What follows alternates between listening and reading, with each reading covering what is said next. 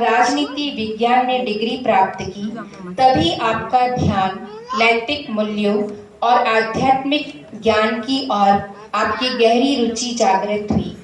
आप ब्रह्मा कुमारी ईश्वरीय विश्वविद्यालय के संपर्क में आए। राजयोग ध्यान के अभ्यास के माध्यम से आपने गहरे आध्यात्मिक अनुभव किए।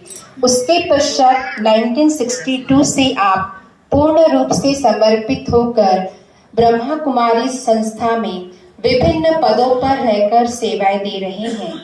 दीदी जी दिल्ली में शक्ति नगर सेवा केंद्र के प्रभारी हैं। आप आंतरिक परिवर्तन के विषय पर एक बहुमुखी वक्ता हैं और आंतरिक संघर्षों को सुलझाने में परामर्श देते रहे हैं।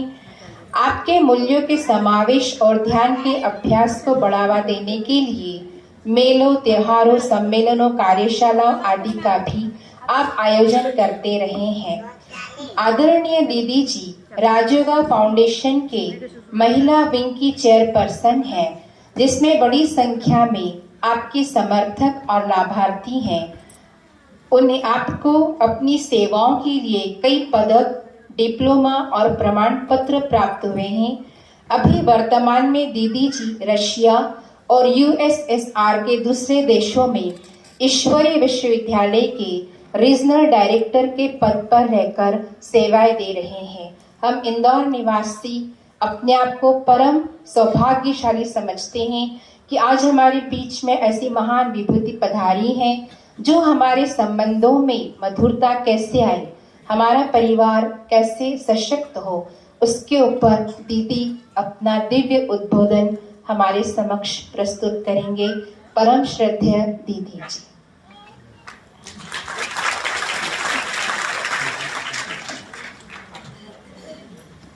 ओम शांति।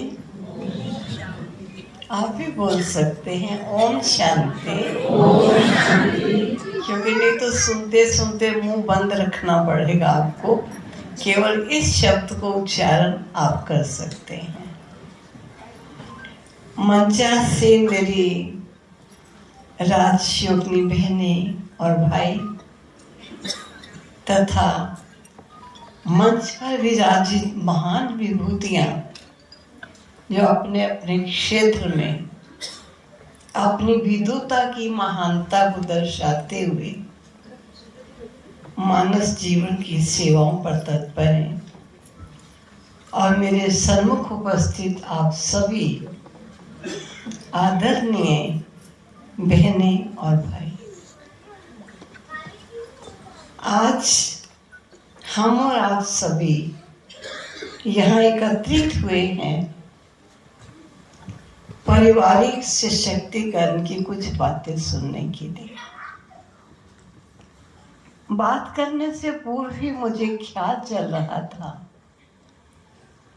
कि जब मैं रूस देश में सेवा में कुछ समय से संलग्न थी, तो हमारी अतिरिक्त मुख्य प्रशासिका राजयोगिनी दादी जानकी जी ने विजिट किया और आते ही मुझे कहा कि मुझे 2-3 परिवारों में आप लेकर चलो। मैंने कहा दादी जी ये तो बड़े खुश हो जाएंगे, मुझे कई बार कहते हैं आप चलो हमारे घर में, लेकिन समय ना होने के कारण और वैसे भी समझती हूँ घर में क्या चलेंगे, लेकिन आप क्यों जाना चाहते हैं इनके घर में, तो खुश होंगे। तो कहा कि किसी भी देश की हालत को अगर सही रूप से जानना हो तो उसके परिवारों को देखना बहुत जरूरी है, क्योंकि परिवार उस देश का वो दर्पण होता है जो देश की व्यवस्था को दर्शाता है। इसलिए इस देश में मैं सेवा करने के लिए आई हूँ, मुझे कुछ परिवारों को देखना आवश्यक हो। तो दादी जी की ये बात सुनते ही मुझे विचार चला कि वाह रे भारत देश, तेरी प्राचीन संस्कृति कितनी महान और कितनी श्रेष्ठ थी जिसमें किस प्रकार सभी परिवार संगठित होकर जीवन व्यतीत करते थे। लेकिन बहुत जल्दी एक वो दृश्य आज हमारे सामने आ रहा है जिसमें एक घर में दो भाई भी इकट्ठे नहीं रह पाते।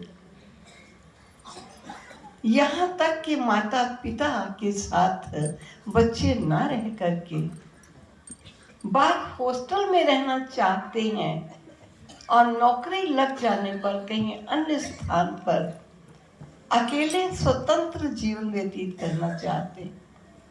ठीक है, सभी घरों की वो अवस्था नहीं होगी, लेकिन जब कोई बात प्रारंभ हो जाती है तो उसको फैलने में टाइम नहीं लगता। बहुत जल्दी सब तक वो बात फैलती। वाइब्रेशंस बहुत बड़ी चीज होती है, बहुत जल्दी कैच करती है, जिसका मैं छोटा सा एक एग्जाम्पल दूंगी कि वाइब्रेशन किस कदर कैच करता है। एक इंसान को नहीं, एक हैवान भी उसे कैच कर लेता है। ऐसे मैं अपनी गैलरी में खड़ी देख रही थी तो काफी कुत्ते एरिया में हो गए हैं और उस एरिया में अगर कोई गाय आ जाती है तो सारे कुत्ते भौंक भौंक करके उस गाय को उस एरिया से निकाल देते थे, गाय को टिकने नहीं देते। एक कुत्ते ने भौंकना शुरू किया और गाय के समीप जाकर भौंक रहा था तो गाय ने उसको चाटना शुरू कर दिया। अब कुत्ते की जबान पतली छोटी है, गाय की बड़ी है। जब उसने चाटना शुरू किया तो शायद कुत्ते को अच्छा लगा। वो कभी आगे होता है, कभी पीछे होता और कुत्ते को गाय चाटती रही। कुछ समय के बाद मैंने देखा कि चाटना तो बंद हो गए, लेकिन गाय उस एरिया में अन्य भी आ रही थी और कुत्ते और भी थे, लेकिन सभी कुत्तों ने भौंकना गाय को बंद कर दिया और सब प्यार से एक ही जगह पर विचरण करने लगे। गाय भी वही है, कुत्ता भी वही है। अब कोई किसी को भौंकता नहीं, कोई किसी को निकालता नहीं। एक कुत्ते को एक गाय ने चाट कर प्यार किया और उस प्यार के वाइब्रेशन से इतने पावरफुल रहे कि सभी कुत्तों ने गाय को भौंकना बंद करके और बड़े प्यार से गाय को देखते और कभी कभी कोई कोई गाय कुत्ते को चाट भी लेती। तो मैं यही कह रही थी, कोई बात जब फैलती है तो बड़ी जल्दी फैलती है। वाइब्रेशंस बहुत पावरफुल होते हैं। इसके कई एग्जाम्पल हैं। आपको मालूम है, कुछ समय पहले भी गणेश जी ने दूध पी लिया और ये न्यूज मैंने समझती हूँ कुछ मिनटों से ज्यादा टाइम लगा होगा, जो सारे वर्ल्ड में घूम गई। और हमको जापान से हमारी बहन का फोन आया, दीदी आपके पास गणेश जी की मूर्ति है, आप उन्हें दूध पिलाइए, वो दूध पी रहे हैं। एक मॉस्को में ही तंदूर नाम से एक रेस्टोरेंट है, वहां से फोन आया और अमेरिका से एक बहन ने फोन किया, हमने भी यहाँ देखा दूध पी रहे हैं। अरे दूध पी रहे हैं भारत में? अमेरिका, इंग्लैंड, जापान सब तरफ न्यूज चला गया। जब कोई प्रैक्टिकल बात आती है तो उसके फैलने में टाइम नहीं लगता, बहुत जल्दी वाइब्रेशंस जाते हैं। आज हम देख रहे हैं परिवारों की क्या हालत हो रही है। मैं एक जगह पर लेक्चर के लिए गई, मैंने फर्स्ट टाइम ये बात सुनी थी। कुछ समय की बात है, नागपुर में मैं गई तो वहां एक बहन ने लेक्चर के मध्य कहा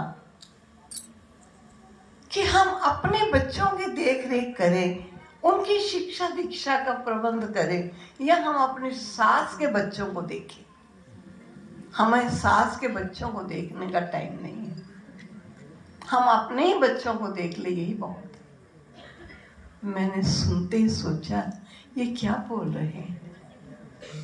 जिस देवर को भाभी बेटा समझती थी, जिस नंद को भाभी अपनी बेटी समझ के पालना देती थी, अपना सब कुछ उसे देने को तैयार होती थी, आज ये शब्द कि हम अपने बच्चों को देखें, कि हम सास के बच्चों को देखें, क्या सचमुच ये वही भारत है या परिवर्तित भारत हो गया है? लेकिन इस सब का कारण क्या है?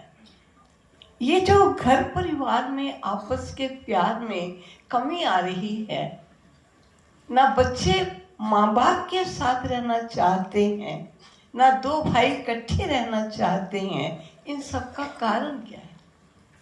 कुछ कारण तो होगा। और कारण जहां तक समस्याओं का देखा गया है, या तो दैवी गुणों की कमी या नैतिक चरित्र की कमी है। जब तक मनुष्य की नैतिकता जीवन में नहीं है, दैवी गुण नहीं है, वो कभी भी प्यार से और स्नेह के जीवन को यापन नहीं कर सकते। और आज इस शिक्षा का अभाव हो चुका, बहुत अभाव है। मैं एक स्थान पर गई, वहां पर कहा दीदी आज हमारा काउंसलिंग का दिन है और कुछ काउंसलिंग लेने के लिए लोग आएंगे, क्या आप भी बैठेंगे? मैंने कहा बैठने में क्या हर्ज है, लेकिन मेरी काउंसलिंग तो स्पिरिचुअल ही होगी। कहा कुछ भी आप कहना चाहें। एक व्यक्ति आया, उसने कहा दीदी मैं बहुत प्रॉब्लम में हूं,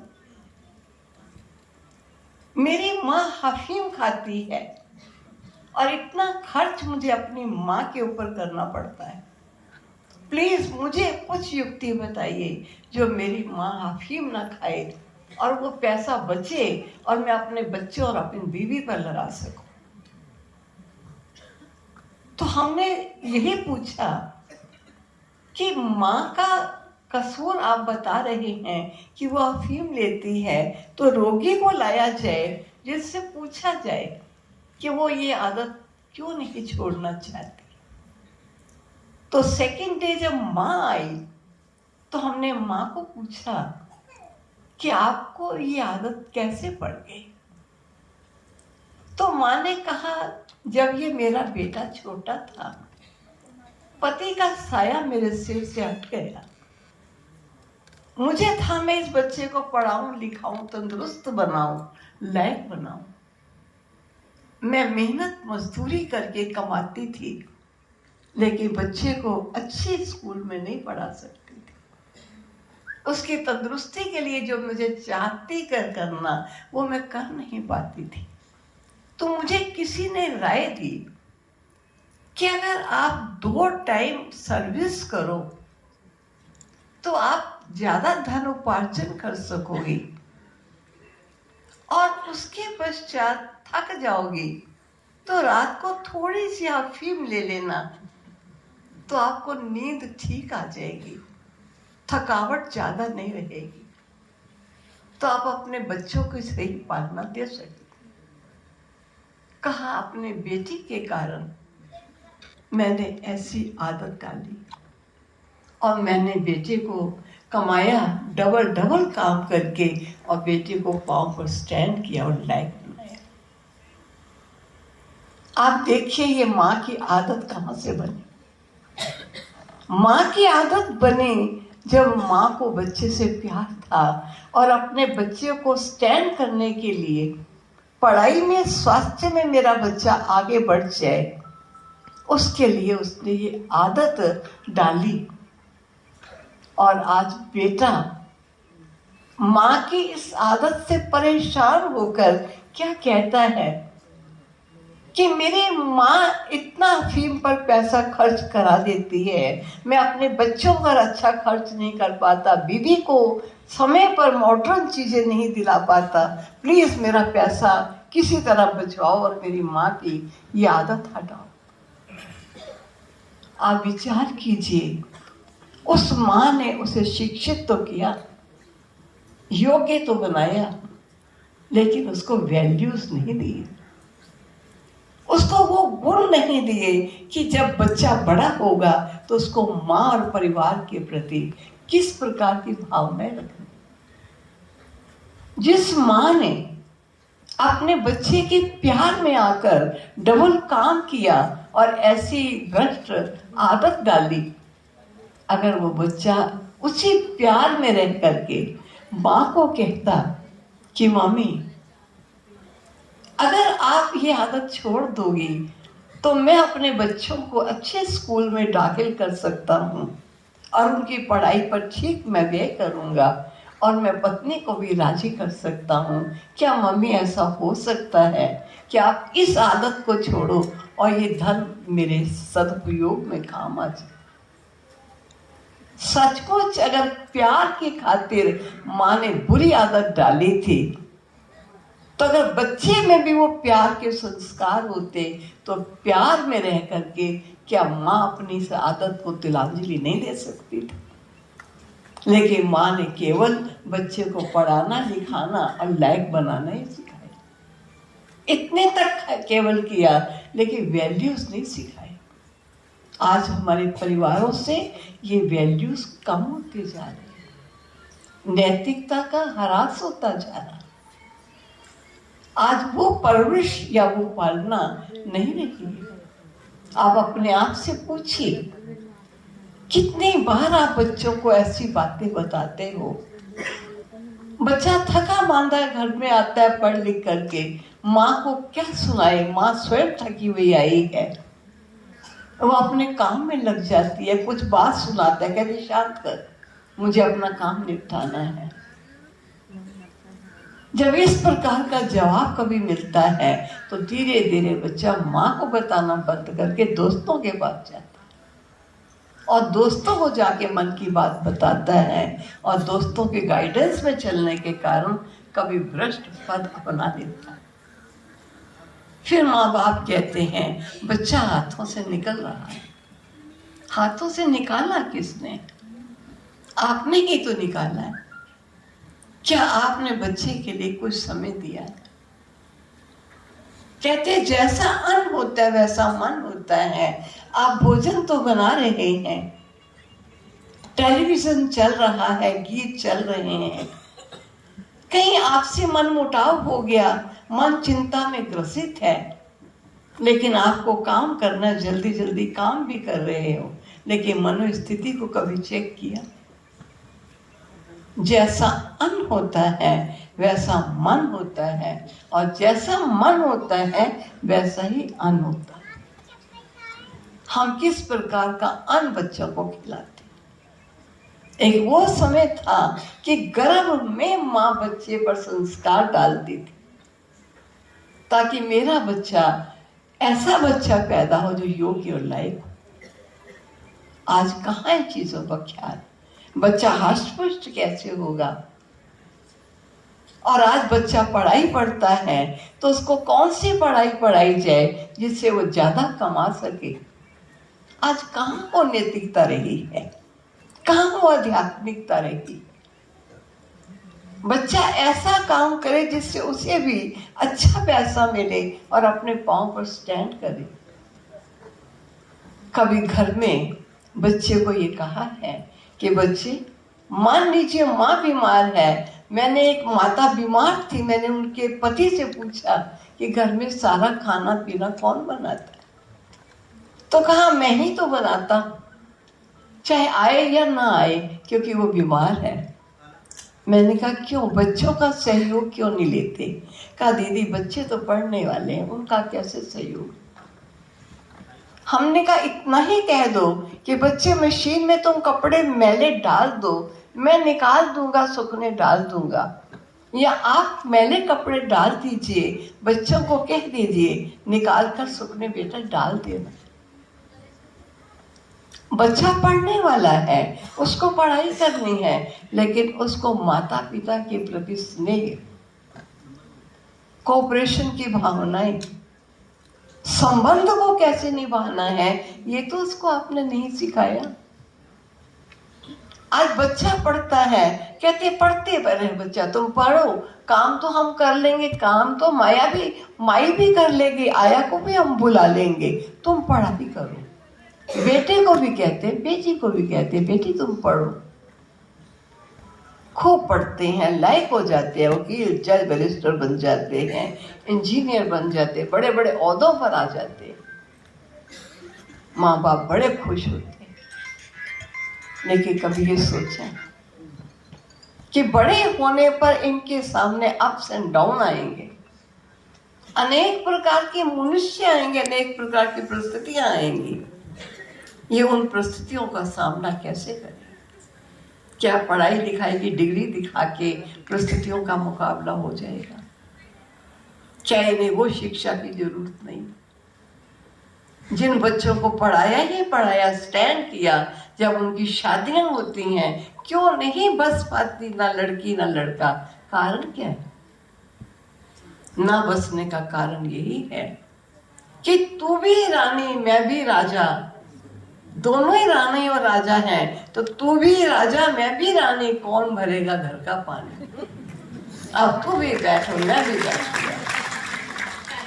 और दोनों ही, अब एक माँ बाप कभी कह देते हैं बेटा चलो हमारे साथ नहीं रह सकते तो अकेले रह जाओ, दोनों अपना जीवन यापन सुख से करो, हमें कोई इतराज नहीं।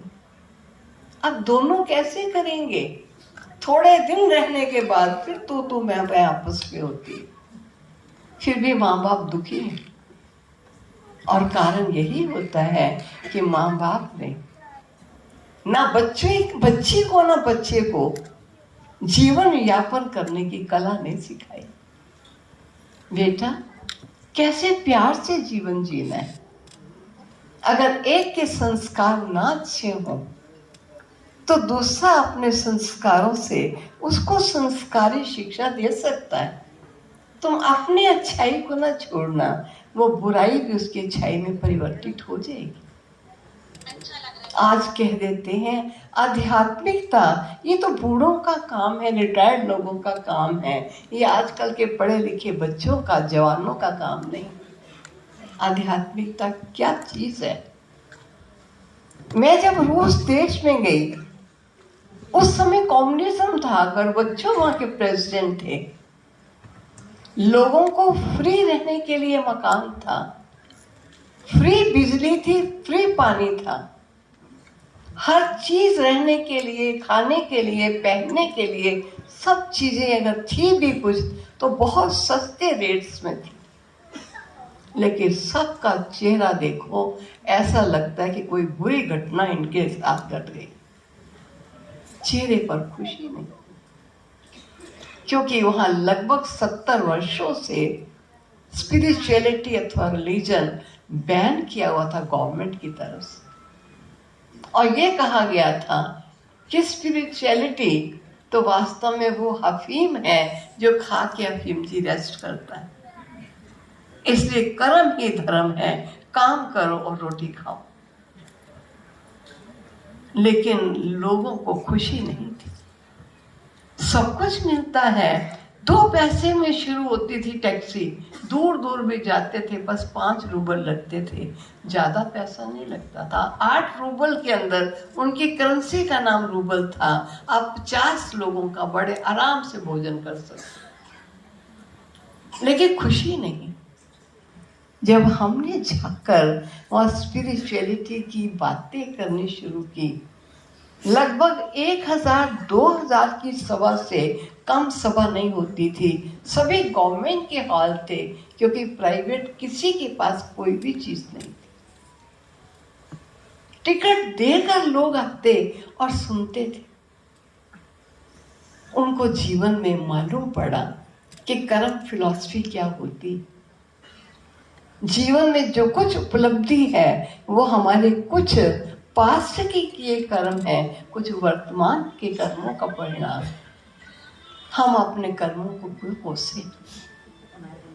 बहुत अच्छी अच्छी बातें जब उन्होंने स्पिरिचुअलिटी की सुनी और अपनी लाइफ में अप्लाई की। लगभग 1000 नियमित विद्यार्थी थे हमारे उस समय, और हमने उनको ये कहा कि खाना पीना शुद्ध खाएं। कहा हमें मालूम नहीं कि खाना चाहिए क्या।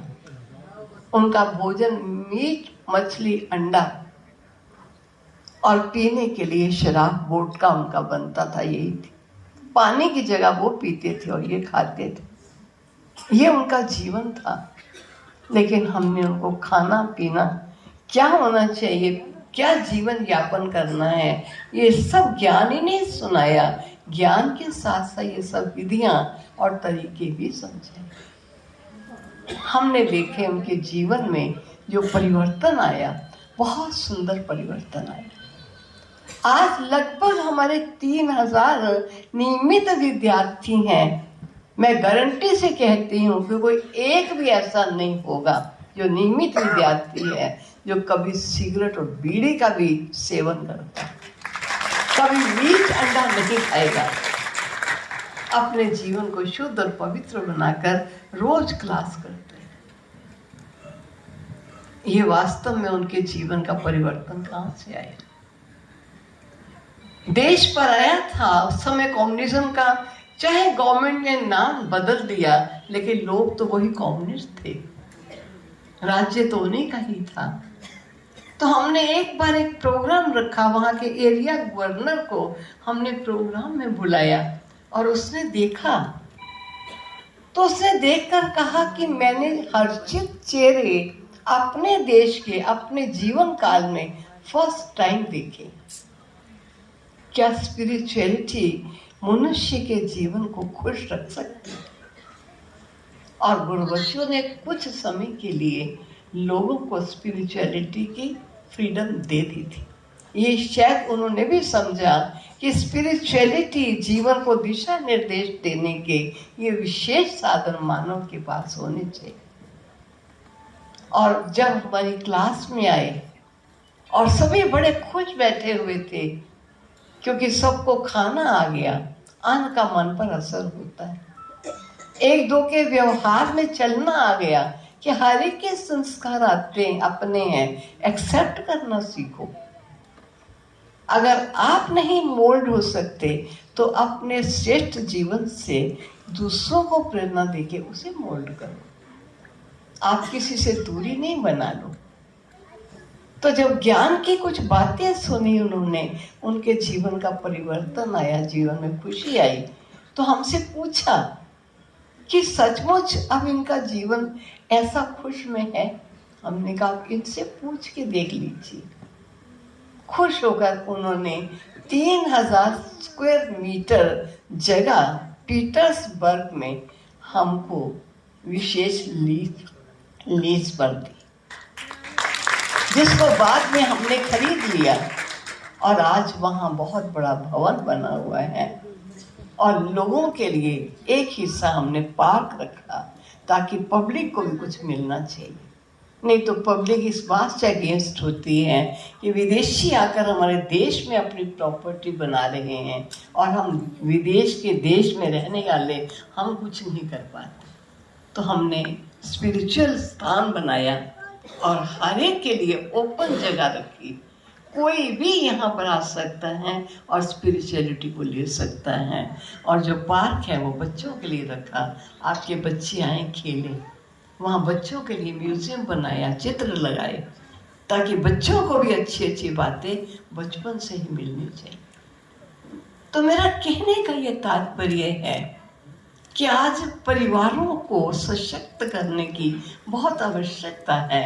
बिखरते जा रहे हैं परिवार, डाइवोर्स बढ़ते जा रहे हैं, आपस का प्यार क्षीण होता जा रहा है।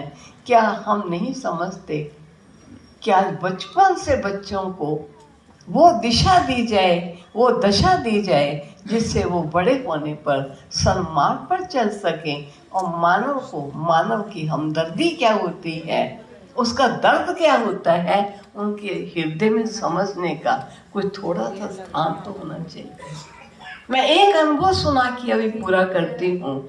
हमारे इस ईश्वरी विश्वविद्यालय के जो साकार संस्थापक थे, जिनको हम प्रजापिता ब्रह्मा बाबा कहते थे, माउंट आबू में रहते थे और हमारी लगभग 6 बजे क्लास मॉर्निंग होती थी। मैंने एक बार मन में सोचा कि प्रातः 4 बजे मैं बाबा के कमरे में जाकर उन्हें गुड मॉर्निंग करके फिर क्लास के लिए तैयार होंगी। और जब मैं उनके कमरे में गई, मैं कमरे में चली तो गई, लेकिन बाबा को देखा कि खटिया पर टांगे ऐसे लटकाई हुई हैं और बड़े शांत मुद्रा में बैठे हैं। ऐसा प्रतीत हो रहा था कि तन से वो वहां बैठे हैं, लेकिन वैसे वो आत्मा मन से यहाँ नहीं है। मुझे अच्छा नहीं लगा कि मैं आगे बढ़कर जाकर उनको कहूँ गुड मॉर्निंग बाबा। मैं खड़ी रही इस द्वंद में कि मैं वापस जाऊं या आगे बढ़ूं। इतने में उन्होंने मुझे इशारा किया, क्योंकि बिल्कुल धीमी लाइट चल रही थी, कमरे में बहुत शांति। जब गर्दन से इशारा किया तो मैं उनकी तरफ धीरे धीरे बढ़ी। तब उन्होंने मुझे पूछा, बच्चे रात को नींद आई थी? मैंने कहा बहुत अच्छी नींद आई थी, क्योंकि उस समय पहाड़ हरियाली बहुत थी और मच्छर हुआ करते थे, तो हमारे कमरों में रोज सामग्री लेकर बहनें सामग्री का धुआं देती थी ताकि मच्छरों से बचकर रेस्ट सब कर सके। मैंने सोचा इसलिए बाबा मेरे से पूछ रहे। उन्होंने कहा बच्चों को इतनी नींद आने नहीं चाहिए। बच्चे दुनिया में बहुत अशांत, बहुत दुखी हैं, बहुत परेशान हैं, बहुत परिस्थितियों से घिरे हुए हैं। ये बाबा कई बार सो नहीं पाता। दुखी परेशान आत्माओं की जैसे आवाज सुनाई देती हैं, और मैं उस सर्वशक्तिवान से कनेक्शन जोड़कर उनकी शक्ति, लाइट और माइट जैसे मैं प्राप्त कर रहा हूँ, और मैं अशांत और परेशान आत्माओं को दे रहा हूँ। वो जहाँ भी हैं वो इन वाइब्रेशंस को कैच करें और शांत हो जाए। तब उन्होंने हमसे कहा, बच्चे तुम नहीं सुनते हो आवाज।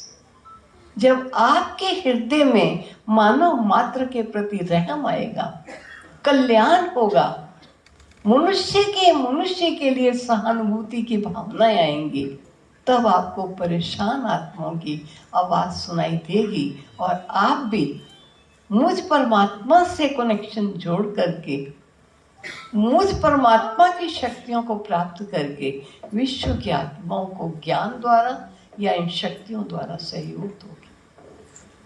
तो मैं ऐसा कहना चाहूंगी कि आज के गिरते हुए वैल्यूज के जीवन को थमाने का समय है।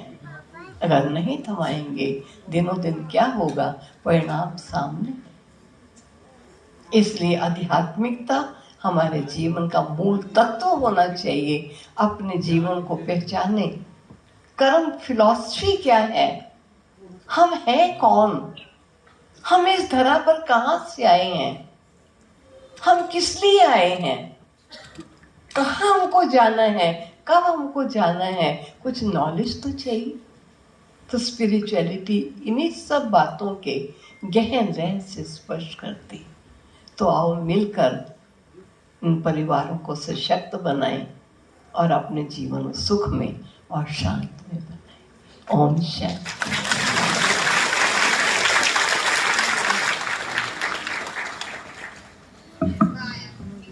बहुत बहुत धन्यवाद दीदी जी का। आज इस आध्यात्मिक मंच से दीदी ने हम सभी से आह्वान किया है कि हमें कोशिश तो करें। इस पर एक बहुत सुंदर कहानी याद आती है। एक बहुत बड़ा जंगल था और उस जंगल में भयंकर आग लगी। अनेक बड़े बड़े पशु पक्षी इधर उधर अपनी जान बचाने के लिए भागने लगे, लेकिन एक नन्ही सी चिड़िया थी जो नदी के पास जाती थी और अपनी चोंच में 2 बूंद जलकर भर लाती थी और उस आग पर डाल रही थी। वो बार बार ऐसा कर रही थी।